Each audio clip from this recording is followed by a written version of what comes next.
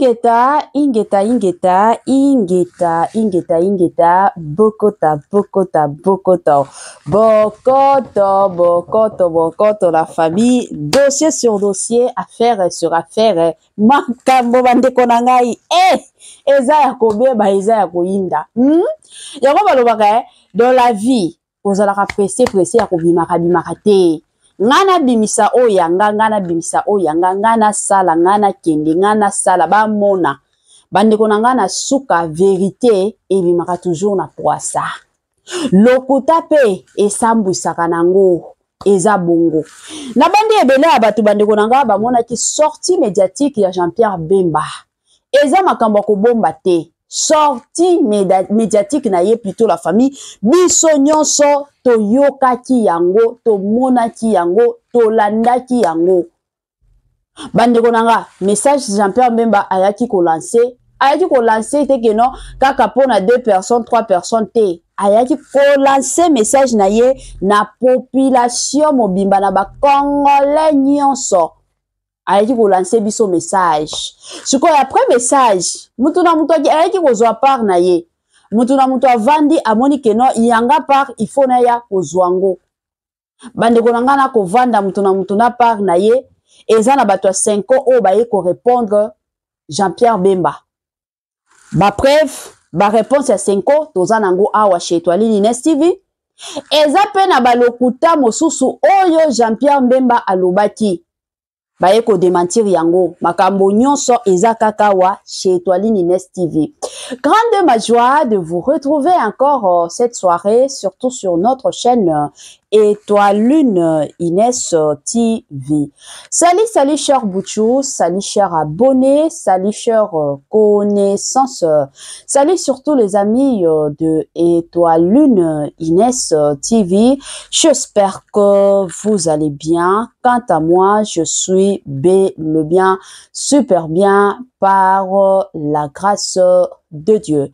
Chers Bouchou, chers abonnés et chers connaissances, yalelo toye lisusu bandeko nanga ka ndenge toyaka soki ya koloba ezali tokoya koloba soki ya koloba ezali te moyen ya koya ezate pe tokotikala na biso koya te toyaka toujours soki tomoni ke makambo eza ya kobeba makambo eza ya koyinda eza na ba vérité oyo photo bimisa yango bomona kabiso na pete nyonso.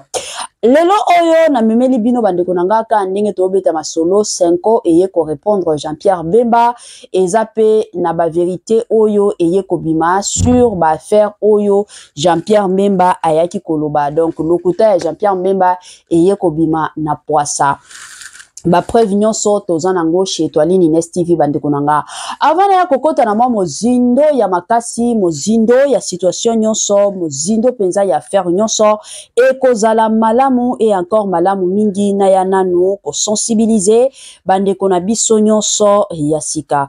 En tout cas si c'est la toute première fois ya kokota penza na chaîne na biso chaîne moko kitoko chaîne ya ba analyse somme chaîne moko ya ba information pas possible. Je vous prierai surtout de vous abonner massivement. Abonnez-vous. Cliquez aussi sur la cloche de notification pour surtout recevoir les nouveautés de notre chaîne. Aimez la vidéo, la famille, commentez et partagez. Et ko salabiso oyo penza tolobaka na biso chaque jour, chaque minute et pourquoi pas chaque seconde. Tokos makasi. Bambote nanga na ye moko linda bukulu ya balinda bambote na madame Gracia Mpoi na pesi bambote na mama Lisimpito bambote nanga na mama Eugénie Zemanga bambote na Franesse NM Franciel NM et pourquoi pas tonton Amos Kazadi sans oublier madame Naz Kazadi na ndenge moko ya malamu. La famille tolanda na sport oyo nazozonga sima pona kokota na mozindo ya analyse na biso tolanda et on se retrouve juste après. Année ya sika, solo ya sika, agrandissement des troisième jambes. Ki mobali esalaka te, pe eza mukie. Mama azo sepela te na mbetu, na gavke elamuki. Feti ezongi, ba mama ona ba problème ya mabota. Myome, fibro, trompe, kiss, règle abondante, ménopause, ata okomi na 65 ans. Mama okobota mwana, yoka bien. Dépression, maladie mentale, autisme, ata mwana alobaka te. Mobulu makasi, tope alalaka te. Tozali na solution, na gavke. Bona loposo, totikali simate. Vergete, babengi nduta. Bouton, tache, 5 jours ya bamba. Oteli lokola lilala. Teint uniforme, tozali na gamme complète. Ya kopakola, ya injection, ya comprimé, ya suppositoire. Esengo ezali, mama olingi ovimbisa tolo pesima. Sans opération, benga biso na lombango. Papa, mama, yo oyo otungisama mingi na maladie ya hémorroïde interne, topé externe. Yoka, na 2 jours ya bamba. Omoni changement ya solo. Ebongo, ona bokono ya diabète, AVC, tension, topé obésité, cave-cœur, golo solution. Perte de poids naturellement au coco ta salle de sport. Théo, na kisi ya comprimé, pe injection, na cave-cœur au zongi mobimba. Ba produit na biso ezali 100% naturel et salemi na ba plan industrie Allemagne pe Angleterre. Na cave-cœur oko sepela. La santé n'a pas de prix. La famille, quand ndenge na yeb sarabino, bate la santé na yo. Soki oko bate la santé na yo te, mutu moko te, akotikala ko bate la santé na yo te. Yango eza toujours ya mutu ya, eza toujours ya malamu en tant que mutu koyebaka ndenge nini ya ko bate la ka santé na yo. Soki omoni ke na nzoto na yo, ozomi yo ka bien te, malamu benga gafteur na lombangu aya kosunga yo na ndenge moko ya kitoko pe na ndenge moko ya malamu. Good news, bonne nouvelle, sango ya malamu, habari njema la famille. Gafteur aye na ba solution ya kitoko, aye na ba solution ya malamu concernant makambo mabota. Lelo oto yebi ebele ya batu ba mabala na bango ipanzana. Pourquoi? Parce que mama azoko kakukumba zemite, mobali de son côté kanda parce que mobali nyonso soki amoni ba camarade bakomi kobota, bato famille bakomi kobota, ye azo simba mwana te, mobali nyonso esalaka ye souci ya makasi. Yango bomona mibali mosusu kanda ebandi. Yango bomona ka air mosusu na ba situation mosusu mobala ko préférer abima libanda. Atendo bota libanda. Yango gafteur aye na ba solution ya makasi pe solution ya kitoko pona makambo ya mabota. Lelo oyo toyebi ki ya de sebasi oyo akoti kokumba zemite eza pe na mibali mosusu oyo ba semence na bango eza makasi te pona kotia mwasi zemite, eza pe na bakaya ba incompatibilité na couple. Soki incompatibilité eza te moyen bosala mwana eza te.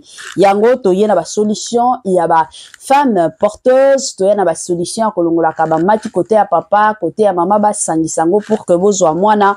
Pona ba information ya makasi bobenga numéro oyo ezosala ba défilé na ba bande d'écran na bino na ndenge moko ya kitoko. Voilà. Bandeko nanga dossier toye nango eza dossier ya Jean-Pierre Mbemba na bandi ebele abatu déjà toutaki kolanda na chaîne na biso ba propos ya Jean-Pierre Mbemba oyo alobaki ba origine ya Joseph Kabila Kabanje, ayaki koloba ba makambo ba mbongo, ayaki pe koloba makambo ya Senko. Alors Senko de son côté eye ko vendre lobby toroti ko vandisa makambo oyo kimia te.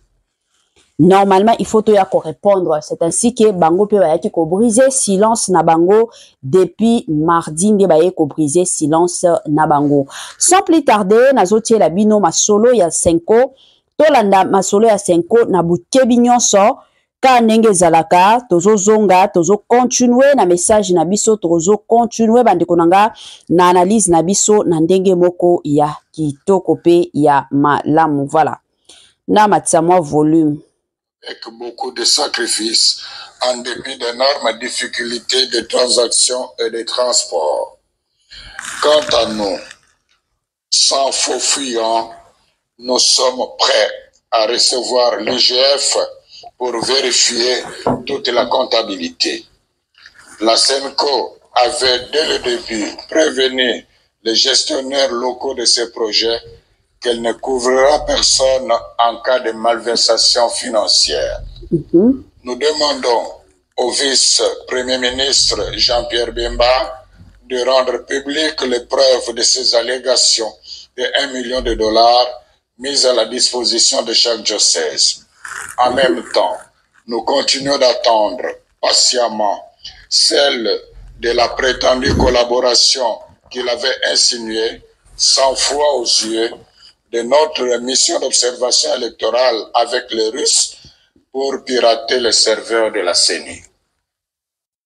Qui dans ces pays ne sait pas que l'Église catholique, sans l'aide de l'État congolais, dépense chaque année des fonds immenses pour réaliser les œuvres d'utilité publique comme les écoles, les hôpitaux, les routes, les ponts, les hommes de vieillards, les orphelinats, etc. Par ailleurs, nous avons apprécié que le vice-premier ministre, ministre des Transports et Voies de Communication, rappelle la mission des hommes de Dieu de rassembler tous les fils et filles de la RDC, de parler de la paix et de l'unité. La question fondamentale est celle de savoir comment lui et ses alliés ont-ils accueilli les multiples appels de la CENCO ces dernières années au respect des principes démocratiques et des droits de l'homme, à la transparence du processus électoral et à l'organisation des concertations des représentants des forces politiques et de la société civile afin de renforcer la cohésion nationale et d'affronter ensemble les défis sécuritaires. N'est-ce pas au nom de la même paix que la CENCO demande de ne réviser ni changer maladroitement avec beaucoup de sacrifices en dépit d'énormes difficultés de transaction et de transport. Quant à nous, sans faux fuyants, nous sommes prêts à recevoir l'IGF pour vérifier toute la comptabilité. La CENCO avait dès le début prévenu les gestionnaires locaux de ces projets qu'elle ne couvrira personne en cas de malversation financière. Nous demandons au vice-premier ministre Jean-Pierre Bemba de rendre publiques les preuves de ces allégations de 1 million de dollars mises à la disposition de chaque diocèse. En même temps, nous continuons d'attendre patiemment celle de la prétendue collaboration qu'il avait insinuée 100 fois aux yeux de notre mission d'observation électorale avec les Russes pour pirater les serveurs de la CENI. Qui dans ces pays ne sait pas que l'Église catholique, sans l'aide de l'État congolais, dépense chaque année des fonds immenses pour réaliser les œuvres d'utilité publique comme les écoles, les hôpitaux, les routes, les ponts, les hommes de vieillards, les orphelinats, etc. Par ailleurs, nous avons apprécié que le vice-premier ministre, ministre des Transports et Voies de Communication, rappelle la mission des hommes de Dieu de rassembler tous les fils et filles de la RDC, de parler de la paix et de l'unité. La question fondamentale est celle de savoir comment lui et ses alliés ont-ils accueilli les multiples appels de la CENCO ces dernières années au respect des principes démocratiques et des droits de l'homme, à la transparence du processus électoral et à l'organisation des concertations des représentants des forces politiques et de la société civile afin de renforcer la cohésion nationale et d'affronter ensemble les défis sécuritaires. N'est-ce pas au nom de la même paix que la CENCO demande de ne réviser ni changer maladroitement. Voilà. De retour, la famille Nabandi Ebele Abatou, Toti Koyoka Awa, message ya CENCO, eza message moko, eza nango clair. Eza message c'est que non, e mataki, e kitaki, e salaki boyete. message eza nango clair. Senko azo senga kaka ba preuve et pai ya ministre ya transport qui est Jean-Pierre Mbemba. Quand ndenge bino moko boyo kaki Jean-Pierre Mbemba tango ayaki ko briser silence bande konanga abimisa ki makambo ebele ya makambo peza ebimaki. Na ebité soki ebele abatu bosala ki remarque parce que de mon côté na sala ki penza remarque ya papa na biso Jean-Pierre Mbemba. Tango bayambaki na plateau azalaki vraiment assoiffé ya koloba. Donc alingaki ata kozwa tante que non avanda kimia. Bokoya ko comprendre que journaliste oya bande ko tuna ye mituna azalaki kutu ata na malobe belé te omona kaka aza ko banda kaka question directement Jean-Pierre Mbemba azui. Donc c'est comme si eza mutu moko a garda ki penza avandi penza lobi ke émission elelo kozalanga nanga abimisaki ebele lelo oyo toye komona pe 5 de son côté ba ye na ba preuve na bango balobi te ke non ndenge eza boye ye Jean-Pierre Mbemba aya na ba preuve ya makambo surtout ya makambo o ya mbongo aya na ba preuve ka ndenge boyoki ezo sala ka pasi bande kunanga ba situation mosusu Kongo na biso yango nga na yebisaka bino ba congolais chaque jour to sala ka makambo par sentiment te to sala ka makambo mosusu te que non parce que Mbemba aza de père et de mère to kotela yete eza ba bilo mosusu avant to ya kokota to kota kana na muzindo to sala ba vérification ya ba situation ya makambo.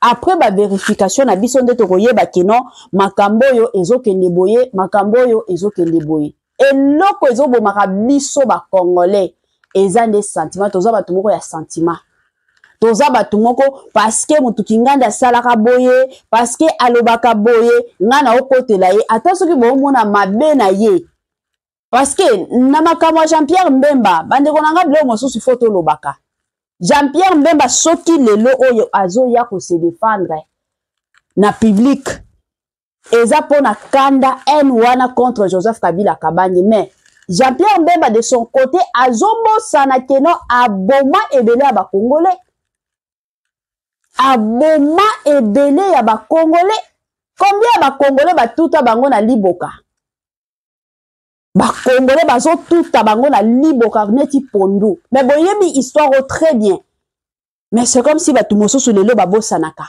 agitation lelo ya Jean-Pierre Mbemba eza parce que ayoki Joseph Kabila Kabange azobunda po azonga azala président c'est entre parenthèses Joseph Kabila Rwandais Joseph Kabila Congolais tozo yebate Joseph Kabila Kabange azanani siko yango ekomi kopesa mo ba agitation ya makasi na côté ya Jean-Pierre Mbemba akomi koloba na makambo oyo normalement il fallait pas aloba akomi kobimisa ba makambo oyo ayebi na ye moko na motema na ye na conscience na ye ayebi ke makambo na zolobe eza lokuta eza ya solote akomi na ye kobimisa pourquoi parce que azana besoin batu bayi na Joseph Kabila Kabange azonga na Congo te azonga na pouvoir te na lobi te que non Joseph Kabila Kabange azonga te mais mutu na mutu avanda kana kwa na ye ekozala malamu ke kozala na ba agitation moko boye koya kokosa public siko tala lelo o ba vérité ekomi kobima bandeko nanga makambo ezali toza lisusu na ba preuve mosusu kaka na ba sortie médiatique ya papa na biso Jean-Pierre Mbemba kandenga yaki ko sala sortie médiatique na ye en tout cas ba bilo mosusu moyen to bombe ezate bandeko nanga il faut ka to bimisa nyonso ebima nango kana poasa mutu na mutu ayeba ke na Congo na biso mutu na mutu azo sala makambo na intérêt na ye moko ka ba biso o to sala misala na ba intérêt ya peuple to yebi ke population eza na besoin de vérité mais la plupart déjà ba sala misala na bango intérêt ya ye moko yebi ke awa soki mandat ya Félix Cécile ngana ko sambwa eza bongo voilà tolanda mosusu awa information inexacte publiée et à ceux qui disent que je laissé parler na Libisibino Boye 66 millions de dollars. Jean-Pierre Mbemba Lobi, 66 millions de dollars. J'ai interrogé tous les gouverneurs que j'ai pu avoir et ministre des Finances de l'époque. Personne ne confirme. Malobi, bon, voilà, et puis maté 800 millions de dollars par an pendant 18 ans. Malobi, là, c'est pas possible. J'ai appelé Jean-Pierre Mbemba, j'ai dit, mais Bio Zalaki président Ecofin. Vous avez la preuve mon côté, c'est la preuve mon quoi. Le bilan non, il y a des comptes de régularisation, ça devient compliqué. Donc, je vous demande un peu éclaircissement. Mais les 66 millions de dollars par mois, c'est faux. À ce stade. Selon ma gouverneur. Selon ma gouverneur Rénine. Et puis quand tu vois, quand on a un budget de 3 milliards, parce qu'à l'époque où on a au début c'était 3 milliards, comment tu vas sortir 800 millions? 800 millions, ça veut dire que tu sors le quart. En 2001, la Banque mondiale et le FMI recommencent avec le Congo. Donc il y a un quart du budget qui disparaît, ou l'équivalent d'un quart du budget qui disparaît. Moutaye bien voté, c'est difficile. Il y a les bossons. Il y a mis balai. Mais ça, j'ai posé la question. Moïse, Katumbi, Mouni, il y a armes et pas naïe. Est-ce que vous avez des fausses, est-ce que vous avez les vidéos? J'ai posé la question, oui ou non? Qui n'a pas entendu que j'ai posé la question? On n'a toujours pas vu de question. Or, on sait comment ça se passe un peu. À chaque fois que Bazuso, Likambo, Bimisarango, Nokipo Total, il y a déjà eu à peu près le même scénario du temps de Alexis Tamboué sous Kabila. On refait la même chose avec Katumbi. Est-ce que c'est vrai? Vous avez procès. Pour l'accent, on a procès. J'ai même dit comment, alors que vous avez tous ces éléments, vous n'êtes pas parti au procès. Vous l'avez entendu ou pas? Qu'est-ce que vous voulez que je dise d'autre? Quoi? Vous le relancez comment? Hautement, dire les journalistes doivent rectifier rapidement et clairement toute erreur ou information inexacte publiée. Et à ceux qui disent que j'ai laissé parler, Nali Bissibino Boye, 66 millions de dollars. Jean-Pierre Bemalobi, 66 millions de dollars. J'ai interrogé tous les gouverneurs que j'ai pu avoir et ministre des Finances de l'époque. Personne ne confirme. Balobi, bon, voilà, et Bimaté, 800 millions de dollars par an pendant 18 ans. Balobi, non, c'est pas possible. J'ai appelé Jean-Pierre Ma, j'ai dit, mais Bio Zalaki président Ecofin. Vous avez la preuve mon côté, c'est la preuve mon quoi. Le bilan non, il y a des comptes de régularisation, ça devient compliqué. Donc, je vous demande un peu éclaircissement. Mais les 66 millions de dollars par mois, c'est faux. À ce stade. Selon ma gouverneur. Selon ma gouverneur Rénine. Et puis quand tu vois, quand on a un budget de 3 milliards, parce qu'à l'époque où on a au début c'était 3 milliards, comment tu vas sortir 800 millions? 800 millions, ça veut dire que tu sors le quart. En 2001, la Banque mondiale et le FMI recommencent avec le Congo. Donc il y a un quart du budget qui disparaît, ou l'équivalent d'un quart du budget qui disparaît. Moutaye bien voté, c'est difficile. Il y a les bossons. Il y a mis balai. Mais ça, j'ai posé la question. Moïse, Katumbi, Mouni, il y a armes et pas naïe. Est-ce que vous avez des fausses, est-ce que vous avez les vidéos? J'ai posé la question, oui ou non? Qui n'a pas entendu que j'ai posé la question? On n'a toujours pas vu de question. Or, on sait comment ça se passe un peu. À chaque fois que Bazuso, Likambo, Bimisarango, Nokipo Total, il y a déjà eu à peu près le même scénario du temps de Alexis Tamboué sous Kabila. On refait la même chose avec Katumbi. Est-ce que c'est vrai? Vous avez procès. Pour l'accent, on a procès. J'ai même dit comment, alors que vous avez tous ces éléments, vous n'êtes pas parti au procès. Vous l'avez entendu ou pas? Qu'est-ce que vous voulez que je dise d'autre? Quoi? Vous le relancez comment? Hautement, dire les journalistes doivent. Voilà. Nabandi ebela batuto chukoyoka awa Christian Bosembo. Yo mto ayambaki papa na biso Jean-Pierre Bemba. Yende ayambaki na plateau. Mituna ezalaki ye mto abandaki vraiment kutuna. Abandaki kutuna mituna nyonso oyo esengelaki atuna. Eza kutuna mituna mosusu oyo abandaki kotuna te, mais papa na biso Jean-Pierre Bemba abandaki ka kobimisa nyonso na poisa. Bon, après sortie médiatique, il y a Jean-Pierre Bemba, après émission na bango o basalaki en tant que journaliste, azwaki temps ya kokende ko se renseigner sur ba propos oyo Jean-Pierre Bemba abimisaki. Na ko se renseigner na makambo mbongo oyo akende ko se renseigner aye ko découvrir que lokuta ezalaki wana. Donc na côté ya papa na biso Jean-Pierre Bemba, makambo oyo alobaki ba monta o ba mimisaki na ba monta oyo atunaki ba ministre ya kala, ba gouverneur ya kala, ba yeko découvrir que non, ba mbongo wana etikala ko bima nango te. Bandeko nanga kande na oloba. Ebela batu awa koya koloba, oh mama Étoiline eza nini, c'est comme si olingaka Jean-Pierre Bemba te. Ba o balandaka penza ba émission epai nanga. Ba ko comprendre nga na salaka émission selon makambo ndenge ezokende nazalaka muto sentiment te eza na ba émission moko awa bato babande ko finga Jean-Pierre Bemba na banda kokote la Jean-Pierre Bemba. Pourquoi? Parce que na banda omona na ba makambo wana na mona kike papa na biso Jean-Pierre Bemba azaki na innocent bato ba ofinga ye kaka pamba. Aza mutu oyo aza na besoin ya deuxième chance. Oui, c'est vrai asala mabe na mboka na biso, mais mutu nyonso azalaka besoin na deuxième chance. Chiko lelo oyo soki tomoni papa azo dérouté, azo kende mupanzi, azo kende bien te, ezalaka toujours bien biso to ya kozongisa papa na nzela. Toyebi ke Jean-Pierre Bemba aza mukolo. Na âge nanga akoki kobotanga. Ce qui est vrai. Jean-Pierre Bemba akobotanga. Mais ezala bablo mosusu bandeko nanga il faut to lobaka. Et loko kana oloba na situation o nyonso ata soki lelo o bokondima te parce que ezala message moko na sali awa émission na sala ki ya Lambert Mende. Na moni bato ebele na ba commentaire bato mosusu batindelinga ba message bazo yebisanga oh mama to moni yo za kabiliste. Naza awa pona makambo kabila te, naza kabiliste te, naza nanga congolaise o ya soutenaka bato o ba osala makambo bien. C'est comme ça. Alors na dossier ya Jean-Pierre Bemba. Jean-Pierre Bemba agitation na ye ya makasi eza kaka tango ye koyoka arrivé kaka ya Joseph Kabila Kabange. Yango ba agitation na ye ebandi. Soki boza batu penza bozalaka na mayele toloba. Bozalaka penza bozwaka temps ya kosala ba analyse ya makambo soki ebimi. Depuis kaka Joseph Kabila Kabange ayaki ko adresser nation depuis Nairobi.